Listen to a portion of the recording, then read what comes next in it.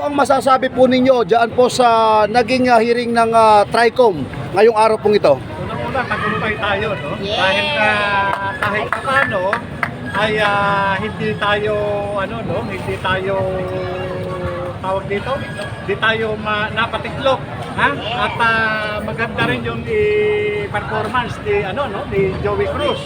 Ha? At nakita naman natin kung paano niya ilinampaso si Congressman Abante.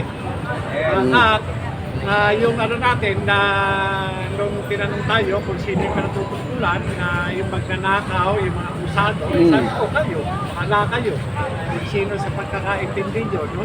Kung sino man. Dahil dapat sa isang taong nasa gobyerno, hindi dapat tayo magsisilbing balat sibuyas. Dapat marunong tayong tumanggap, marunong tayong pumalapa, marunong tayong pakinggan yung damdamin ng taong bayan. Diba? At yung sinasabi na yung protected rights at saka yung unprotected rights na yung mga privilege speech. Ito yung mga pagpuna na resulta ng damdamin o opinyon ng sambayan ng Pilipino. At yung mga hindi protektadong pagsasalita, ito yung pag-iinganyo ng paggawa ng masama. So yun po.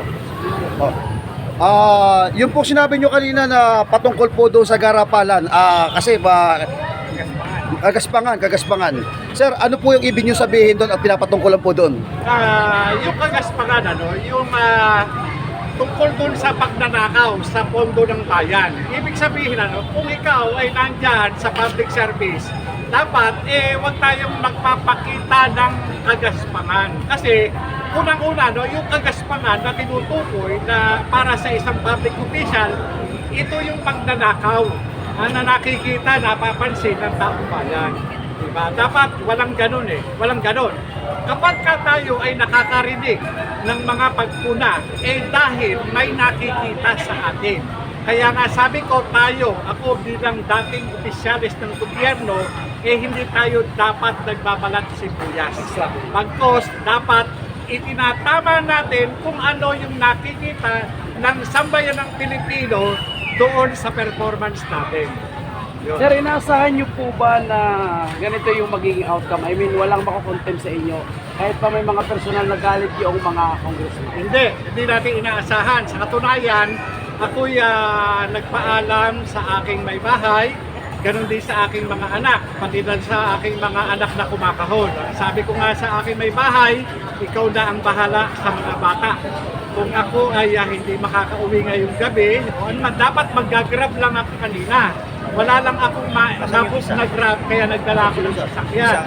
Pero awa naman ng Diyos, ako'y nagtitiwala palagi sa Diyos, kung ano yung aking hiniling sa Kanya at pinapanampalatayanan ko at yun nga, at yun, tapos na maganda. Sir Jonathan, kanina po meron pong pahayag tungkol po nung pinag-uusapan, yung pinalabas pong video doon sa pulburon video. Nabigla po kayong samagot. Ano po ang gusto niya? Napigilan po kayo doon Pinigilan kayo. Ano po ang gusto niyong ibig sabihin at sabi ko nga, tinanong kung sino sa inyo yung nag-upload, yung nag-share. Sabi ko ako, dahil morally convinced ako na itong si Bongbong Marcos ay bangag. Maaari, sana, sa susunod na hearing ay matakil yung issue na yun, sapagkat yung video na yun, similar kung sa isa sa mga litrato, isa sa 5 litrato na nakita ko na ibinigay ng confidential informant. Kaya ako ay morally convinced na itong si Bongbong Marcos ay drug addict. Drug addict siya. Sapagkat kung tatanungin ako kung paano ko na siguro na dangerous drugs yung sinisingkot niya, pagkahong ganon, may problema tayo. Sapagkat ako, talagang nasabi ko yun bilang isang dating ahente ng IDEA. Dahil itong aking karanasan, personal na kaalaman at mga training, yun po yung aking pinagpasihan, yung indicator na yun.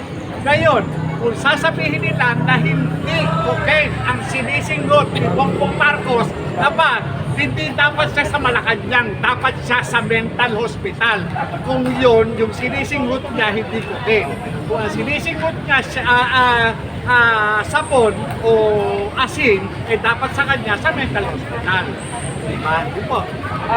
Maraming salamat, Sir Jonathan. Last question na lang, sir. Last question. Kaya nyo pa rin po ba panindigan ang sinasabi mo na addict si Marcos Jr.